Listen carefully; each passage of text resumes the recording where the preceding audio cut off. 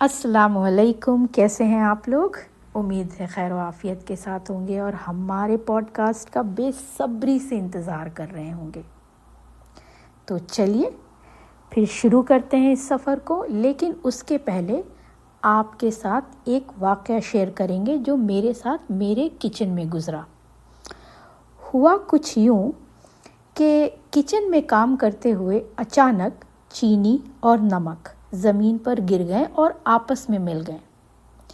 اب دونوں ہی سفید رنگ کے تھے، ایک جیسے دکھائی دے رہے تھے، اس لیے میں نے سوچا کہ اسے پھینک دینا ہی بہتر ہوگا، کیونکہ اب اسے الگ کر پانا تو ممکن نہیں تھا۔ مگر اچانک میری نظر کچھ چیٹیوں پر پڑی جو اس ڈھیر میں سے چینی کے ذرات اٹھا رہی تھیں اور نمک کو چھوڑ رہی تھیں۔ وہ یہ عمل بے خطا انداز میں کر رہی تھی، جس نے مجھے بہت حیران کیا کہ آخر یہ چیٹیاں کیسے اتنی آسانی سے چینی کو نمک سے الگ کر سکتی ہیں۔ تو مجھے معلوم ہوا کہ اسے کہتے ہیں آرٹ آف سارٹنگ۔ اب اللہ سبحانہ تعالیٰ نے انسان کو کئی صلاحیتوں سے نوازا ہے،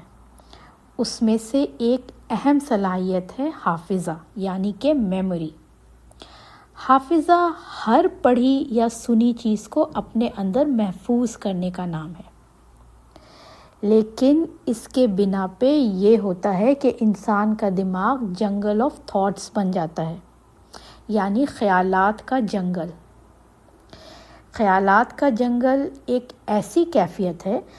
جہاں انسان کے ذہن میں بے شمار خیالات ایک ساتھ گردش کر رہے ہوتے ہیں، جیسے ایک گھنے اور پیچیدہ جنگل میں درخت، پودے، راستے آپس میں الجھے ہوئے ہوں۔ یہ وہ حالت ہے جہاں انسان کو خود بھی اپنے خیالات کی ترتیب سمجھنے میں بہت مشکل پیش آتی ہے اور ذہن ہمیشہ الجھا رہتا ہے۔ تو ہم اس خیالات سے یا یہ خیالات کے جنگل سے کس طرح سے خود کو نکال سکتے ہیں؟ تو ہم اس خیالات کے جنگل سے تو نہیں نکل سکتے، لیکن ہم آرٹ آف سارٹنگ سیکھ سکتے ہیں، یعنی ترتیب دینے کا فن۔ یہ آرٹ آف سارٹنگ کو پیدا کرنے سے ہم صحیح اور غلط میں فرق کرنا سیکھتے ہیں، غیر مناسب اور مناسب چیز کو الگ کرنا سیکھتے ہیں، چیزوں کو صحیح زاویے سے دیکھنا سیکھتے ہیں، معقول اور نامعقول بات کے درمیان تمیز کرنا سیکھتے ہیں۔ یوں کہیں کہ آرٹ آف سارٹنگ اس بات کی ضمانت ہے کہ ہم غلط راستے سے خود کو بچائیں اور درست راستے پر چلیں۔ تو یہ ہم اپنے اندر کیسے پیدا کر سکتے ہیں؟ یہ ہم اپنے اندر پیدا کر سکتے ہیں ہدایت کے ذریعے، کیونکہ ہدایت کا جو تعلق ہے وہ صحیح طرز فکر یعنی رائٹ تھنکنگ سے ہے، جو کہ اس جنگل میں ہمیں گم نہیں ہونے دیتا۔ اس سے ہم معلومات کے جنگل میں رہتے ہوئے صحیح وے آف لائف اڈاپٹ کر سکتے ہیں۔ ہدایت کا تعلق اللہ کی طرف سے دی گئی رہنمائی سے ہے، جو انسان کو نیکی، سچائی، بھلائی کے راستے پر لے کے جاتی ہے۔ اس کی مثال ایک چراغ کی طرح ہے جو اندھیرے میں روشنی فراہم کرتی ہے۔ جیسے ایک مسافر سفر کے دوران راستہ دیکھنے کے لیے روشنی کا محتاج ہوتا ہے نا، اسی طرح ہر انسان، ہر مسلمان اپنی زندگی کے سفر میں ہدایت کا محتاج ہے، تاکہ وہ بھٹکنے سے بچ سکے، غلط راستے پر جانے سے بچ سکے۔ یہ ہدایت کو پانا صرف اس کے لیے ممکن ہے جو اپنے خالق کی طرف سے مقرر کیے گئے طریقے پہ اسے طلب کرے۔ تو ہم اس موضوع پر مزید گفتگو کریں گے سسٹر عرشیہ کے ساتھ۔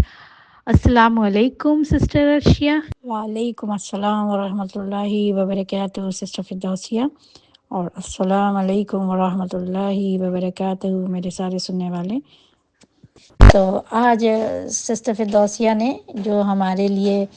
معاملہ رکھا ہے بات کرنے کا، انہوں نے پھر سے وہ بات چھیڑی ہے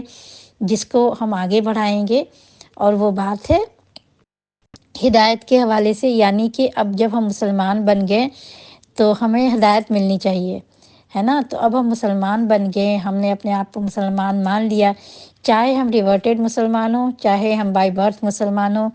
چاہے وہ نان مسلم کا بھی معاملہ ہو جس کے پاس ابھی تک کوئی ہدایت لے کر نہیں آیا۔ لیکن ہدایت کا معاملہ پتہ ہے کیا ہے؟ ہمیں جو لگتا ہے، بس ہم نے اپنے فہم سے ہی بات کرنی ہے۔ تو بس اس بات کو آپ میرے فہم کی بات سمجھیں، ہم کسی بات کو کسی پیچھے سے حوالے کے ساتھ نہیں کر رہے ہیں۔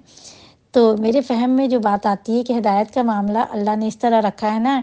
کہ وہ کسی کے دل میں کبھی بھی یہ شوق جاگ سکتا ہے کہ وہ اس راستے کو پائے جو اس کے لیے صحیح ہے، وہ اس رب کو پالے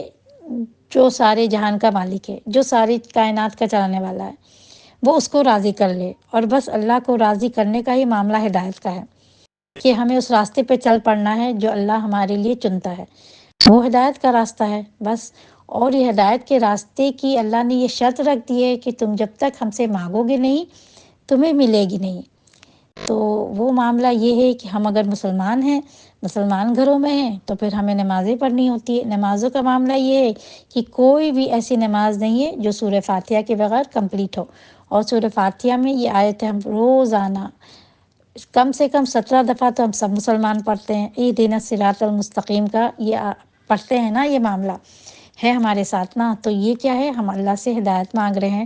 صحیح راستے کی ہدایت مانگ رہے ہیں نا، صراط المستقیم کی ہدایت مانگ رہے ہیں، جو صحیح راستہ ہے، سیدھا راستہ ہے۔ یعنی سیدھا راستہ کس طرح ہے؟ اس راستے میں ہے تو بہت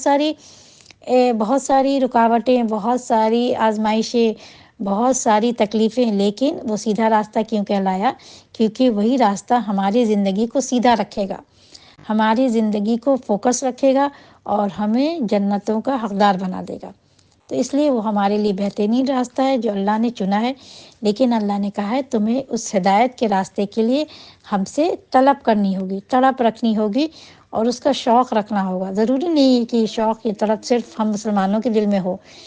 بالکل ہی کوئی بھی بندہ اس کی طرف رکھ سکتا ہے اور اس کا شوق رکھ سکتا ہے، اور اللہ اسے کہیں سے بھی کسی ذریعے سے بھی ہدایت دے سکتا ہے،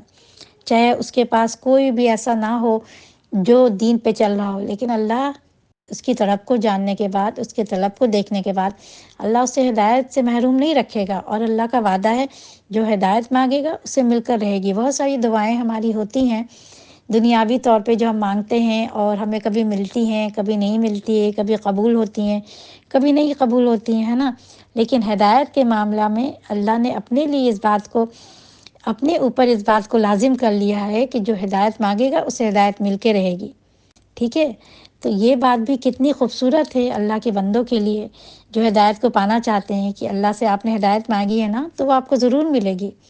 اللہ آپ کی ہدایت پانے کی دعا کو کبھی رد نہیں کرے گا، لیکن وہ ہدایت کا پانا، وہ مانگنا آپ کے دل سے ہونا چاہیے، دل کا یہ عمل ہو، زبان کا نہیں، کیونکہ یہ تو اللہ کی نظر میں سب سے قیمتی شے ہے جو اللہ اپنے بندوں کو دیتا ہے، اور اللہ سب کو اپنی قیمتی شے اسی طرح نہیں دے گا، اس کے لیے کچھ تو قیمت چکانی پڑے گی نا، اس کے لیے تو مانگنا پڑے گا نا۔ کوئی ایسی چیز ہوتی ہے نا جب ماں کہتی ہے ٹھیک ہے اب اس کے لیے یہ کام کرو پھر تم کو یہ ملے گا، اس کا لالچ دیتی ہے نا، تم یہ کر کے آؤ پھر تم کو یہ ملے گا، ہے نا؟ تو اللہ نے کہا ہے کہ تم مانگو نا ہم سے، ہم تمہیں دیں گے، ہم ہدایت لے کر تمہارے لیے بیٹھے ہیں، کیونکہ ان جنتوں کو تو ہم نے تمہارے لیے بنایا ہے۔ اللہ تو بالکل اس بات کو نہیں پسند فرماتا کہ اللہ اپنے کسی بھی بندوں کو خدا نخواستہ نعوذ باللہ جہنم کی آگوں میں ڈالے، لیکن ہم بندے ہی اس بات کو نہیں سمجھتے، اور پھر ہم اس چیز کو اتنا سیریسلی نہیں لیتے، اس چیز کی اہمیت کو نہیں سمجھتے، اور ہم سوچتے ہیں کہ اگر ہمیں ہدایت نہ ملی تو نہ صحیح، اللہ نے دینا ہی نہیں تھا تو مانگنے کی ضرورت کیا تھی۔ ایک ہی گھر میں رہ کے آپ دیکھتے ہوں گے کہ ایک ہی گھر میں رہ کے اگر 4 بھائی بہن ہیں، ان میں سے کوئی ہے جو بہت زیادہ اللہ کے قریب ہے، اور کوئی دوسرا ہے جو بالکل ہی اس کے اپوزٹ ہے، اس کے برعکس چل رہا ہے۔ تو ہدایت تو یہ ہے نا کہ زندگی کے ایک کمپلیٹ وے آف لائف ہے دین نا، تو یہ ہدایت کا راستہ، اور دوسرا ہے گمراہی کا راستہ۔ تو اگر جو ہدایت پہ نہیں چل سکا وہ پھر گمراہی کی طرف جائے گا۔ لیکن ہدایت کے راستے کے ساتھ اللہ نے ایک معاملہ یہ بھی رکھا ہے کہ اگر ہدایت کے راستے پہ چلنے میں، کہتے ہیں نا جیسے ہائی وے پہ جا رہے ہیں، آپ نے غلط ایگزٹ لے لیا، گمراہی کا ایگزٹ لے لیا، تو پھر آپ یو ٹرن لے کر واپس ہدایت کے راستے پہ آ سکتے ہیں، آپ کے لیے وہ راستہ بند نہیں ہوا، پھر بھی کھلا ہے، بس آپ کی تڑپ وہی ہونی چاہیے کہ آپ کو یاد آنا جانا چاہیے کہ آپ نے تو غلط ایگزٹ لے لیا، آپ نے یہ سارے گناہ کر دیے ہیں، آپ کو تو نہیں کرنا تھا۔ تو فوراً اللہ کو رجوع کریں، معافیاں مانگ لیں، توبہ کر لیں، اللہ آپ کو معاف فرما دے گا، اللہ آپ کی توبہ بھی قبول فرمائے گا۔ بس یہ سارا معاملہ دل سے ہونا چاہیے۔ تو یہ ساری چیزیں اللہ دل سے ہی قبول کیا کرتا ہے جب وہ دل سے نکلی باتیں ہوتی ہیں۔ تو اللہ نے آپ کے لیے وہ راستہ کھلا رکھا ہے، یہ نہیں کہ یہاں سے جانے کے بعد اب کوئی یو ٹرن نہیں ہے، اب آپ صرف گمراہی کے راستے پہ ہی چلیں گے۔ نہیں تو یہ کتنی ساری خوبصورت باتیں ہیں جو اللہ نے اپنے بندوں کے لیے رکھی ہیں۔ اور ہدایت کا معاملہ یہ بھی رکھا ہے اللہ نے کہ ضروری نہیں ہے کہ سارے مسلمانوں کو ہی ہدایت ملنی ہے۔ بہت سارے مسلمان گھرانے میں ہم سب بہت سارے لوگ ایسے ہیں جو نمازیں پڑھنے کے باوجود بھی آپ کو لگے گا، آپ کو پتہ چلے گا کہ وہ ہدایت پہ تو نہیں ہے، انہوں نے ہدایت کو تو ابھی پایا ہی نہیں ہے، انہوں نے دین کو تو سمجھا ہی نہیں۔ بہت سارے لوگ ایسے بھی ہیں جو قرآن کو بھی بہت دفعہ پڑھ لیا، ساری چیزیں ان کو یاد ہیں، ساری چیزیں انہیں پتہ ہے، آپ ان سے جتنی بحثیں کروا لیں، آپ ان سے جتنی تقریریں کروا لیں، لیکن دیکھنے سے اور ان کے عمل سے یہ بات پتہ چلتی کہ وہ ہدایت پہ تو نہیں ہے۔ تو ایسا معاملہ صرف اس لیے ہے نا کہ اللہ نے ان کے اندر وہ تڑپ کو نہیں دیکھا،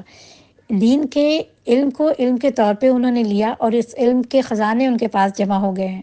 لیکن وہ جو ہدایت ہوتی ہے نا وہ تبھی ملے گی نا جب آپ اللہ سے اس کا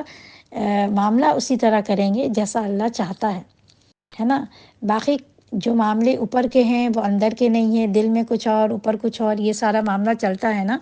تو پھر وہ ہدایت آپ کو نہیں مل سکتی۔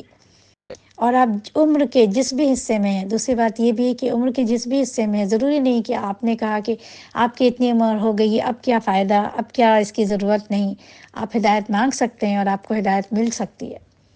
اور آپ ہدایت کو پا کر آپ کے سارے پچھلے گناہ معاف ہو سکتے ہیں۔ آپ اللہ سے معافی مانگ کر تو دیکھیں، آپ کے احد پہاڑ جیسا بھی گناہ ہے تو وہ بھی اللہ معاف فرمائے گا۔ بس آپ کو سچے دل سے اللہ کو پکارنا ہے، اس سے معافی مانگنی ہے۔ ہدایت کا معاملہ ہمیں ایک بار اس طرح بھی سمجھ آیا تھا کہ ہم ایسے عام طور پہ ہم ایک ایسا اسکارف پہنتے ہیں جو کہ میرے سر پہ چپکا ہوتا ہے، اس میں کچھ لگانے کی ضرورت نہیں پڑتی، اور ایک دفعہ ہمیں ایسا حجاب پہننا پڑا جو کہ جارجٹ کا تھا، اس میں بہت سارے پن لگانے پڑے اور اس کو مطلب اچھی طرح لپیٹ کے رہنا پڑا کہ وہ پھسلے نہ، کیونکہ یہ جارجٹ پھسلنے والی مٹیریل ہے۔ تو جب ہم بار بار اس کو فکس کر رہے تھے، اس کی مٹیریل کو بار بار ہمیں احساس ہو رہا تھا کہ آج ہم نے کیا اپنے سر پہ ڈال دیا ہے، کہ خواہ کی ایک مصیبت ہے، جا کے آئینہ میں دیکھنا پڑ رہا ہے کہ میرا اسکارف میرے سر سے سرک تو نہیں رہا ہے۔ تو ہمیں اس سے سمجھ آیا کہ یہ بالکل ہدایت کی طرح کی ایک چیز ہے ہمارے سر کے اوپر جو بار بار سرک رہی ہے، ہمیں دھیان دینا پڑتا ہے اور ہمیں اس کو فکس کرنا پڑتا ہے۔ ہدایت بھی بالکل اسی طرح کی ایک چیز ہے ہماری زندگی میں جسے ہمیں بار بار پانے کی ضرورت ہوتی ہے، جس کی دعائیں ہمیں روزانہ نمازوں میں بھی مانگنا ہے، دل سے بھی مانگنا ہے اور زبان سے بھی مانگنا ہے۔ جو اللہ دے گا تو پھر وہ پھسلتی بھی رہے گی، اسے پکڑنا پڑتا ہے، تھامنا پڑتا ہے، کیونکہ اس دنیا میں جس راستے پہ ہم چل رہے ہوتے ہیں اس کے ارد گرد اتنی ساری چیزوں کی بہت ساری چیزوں کی ڈسٹریکشن ہے جو ہمیں اس طرف اپنی طرف کھینچتی ہے، جس کی وجہ سے ہم بہک جاتے ہیں، بھٹک جاتے ہیں، گمراہ ہو جاتے ہیں اور گمراہی کے راستے کو پکڑ لیتے ہیں۔ تو اس لیے ہمیں اس راستے پہ جمے رہنے کے لیے نا ہمیں مستقل اللہ سے مانگتے رہنا ہے کہ اللہ ہمیں اس راستے پہ جمائے رکھے، اور اگر بھولے بھٹکے بھی ہیں تو پھر واپس ہم اسی ہدایت کے راستے پہ آ جائیں کہ ہماری آخری سانس کا جو وقت ہو تو وہ ہدایت پہ ہو، ہے نا۔ کیونکہ یہ سفر کس کا کتنا لمبا ہے یہ بھی ہمیں نہیں پتہ، یہ بھی ہمیں اپنے طور پہ نہیں پتہ ہے کہ کسی کا سفر چھوٹا ہے، کسی کا لمبا ہے، کسی کا بہت ہی زیادہ لمبا ہے۔ تو بس اللہ سے یہ مانگنا ہے کہ ہمارا سفر جتنا بھی بڑا ہے، لمبا ہے، چھوٹا ہے، جو بھی ہے، اس میں ہمارے لیے اس ہدایت کو آسان کر دے اور یہ ہمیں ملتی رہے، اور اللہ کو ہم راضی رکھنے والے کام کرتے رہیں تاکہ اللہ کی ناراضگی ہم پہ نہ آئے اور ہدایت کا سلسلہ ہمارے لیے نہ رکے اور کبھی نہ رکے، اور ہم خود بھی دوسروں کے لیے ہدایت کا ذریعہ بن جائے۔ ہونا تو یہی چاہیے تھا کہ ہم دوسروں کے لیے، خاص کے ہم جو مسلمان اپنے آپ کو کہہ رہے ہیں، سو کالڈ مسلم جو سارے ہیں دنیا میں، ہمیں تو دوسروں کے لیے، نان مسلمس کے لیے ہدایت کا ذریعہ بننا تھا، لیکن ہمارا اپنا یہ معاملہ ہے کہ ابھی ہم خود بھی پوری طور پر پکے طور پہ جمتے ہی نہیں ہیں ہدایت پہ، ہم تو خود ہی بار بار پھسلتے ہیں اس جارجٹ کے اسکارف کی طرح جسے بار بار پن لگا کر روکنا پڑتا ہے، ہمیں اپنے آپ کو باندھنا پڑتا ہے، پکڑنا پڑتا ہے، تھامنا پڑتا ہے، بہت ساری گمراہیوں سے، بہت ساری غفلتوں سے،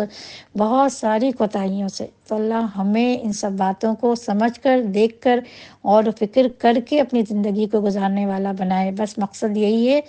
کہ ہم باشعور ہو جائیں،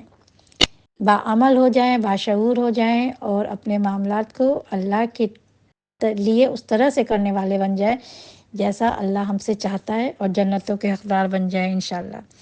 تو اللہ ہمارے مقصدوں میں ہمیں کامیاب کرے، جو مقصد ہے اس باتوں کو کرنے کا اللہ اسے پورا کرے، اور آپ سب کو اس کو سننے کا بہترین جزائے خیر عطا کرے۔ تو یعنی کہ ہدایت ایک مسلسل عمل ہے، ایک کانسٹنٹ پروسیس، جس طرح سے سسٹر عرشیہ نے بھی اپنے اسکارف کی مثال دے کے ہمیں سمجھایا۔ ہدایت، اس کی طلب اور اس کی تڑپ ہر مسلمان کے دل میں ہر وقت، ہر پل اور ہر لمحے ہونی چاہیے۔ یہ وہ کیفیت ہے جس سے ہم اللہ کے قریب پہنچتے ہیں، اور یہ ہمیں زندگی میں برکت اور کامیابی عطا فرماتی ہے۔ تو اللہ تعالیٰ سے ہمیشہ ہدایت کی طلب کریں اور اپنے دل میں اس کی سچی تڑپ پیدا کریں، کیونکہ یہ ایک نعمت ہے، ایک ایسی نعمت جو ہمیں صحیح راستے پر قائم رہنا سکھاتی ہے اور دنیا اور آخرت میں کامیابی دکھاتی ہے۔ تو یہ اللہ سے دعا ہے کہ اللہ ہمیں ہدایت دے، ہمارے دلوں کو روشن کرے، ہمیں حق اور باطل میں فرق کرنا سکھائے، اور ہم اپنی اور دوسروں کی زندگیاں بہتر کریں۔ مجھے زندگی میں قدم قدم تیری ہی رضا کی تلاش ہے، جو مجھے گناہوں سے بری کرے ان ہدایتوں کی تلاش ہے۔ تو اللہ سے یہ دعا ہے کہ اس خاک کو ہدایت دے مولا، اس خاک میں ملنے سے پہلے۔ اور یہیں پہ ہم آپ سے اجازت لیتے ہیں، ملتے ہیں اگلے پوڈ کاسٹ میں کچھ نئے موضوع کے ساتھ۔ تب تک کے لیے اپنا بہت خیال رکھیے گا، میرے اور سسٹر عرشیہ کی طرف سے اللہ حافظ۔